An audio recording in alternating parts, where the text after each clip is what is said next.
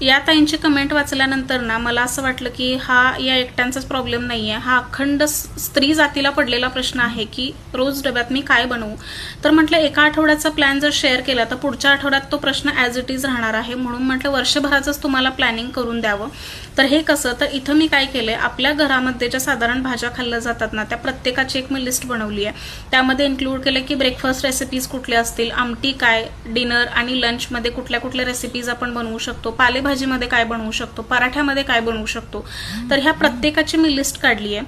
आता तुम्ही काय करायचं, जेव्हा तुम्ही वीकली मेन्यू प्लॅन करताना तर ही डायरी जी आहे ना ही तुमच्या समोर ठेवायची आणि याच्यात जे जे रेसिपीजची नावं तुम्हाला दिसतात ना ते तुम्हाला जी कुठली आहे तुमच्या घरच्यांच्या आवडीनिवडी, तुमच्या आवडीनिवडीनुसार तुम्ही ते प्रत्येक आठवड्यामध्ये फिलअप करू शकता. असं तुम्ही जर 4 आठवड्यांचं केलं ना तर तुमचा एका वर्षाचा प्रॉब्लेम सॉल्व्ह होतो, कारण प्रत्येक महिन्याला हीच लिस्ट तुम्हाला आलटून पालटून वापरायची आहे.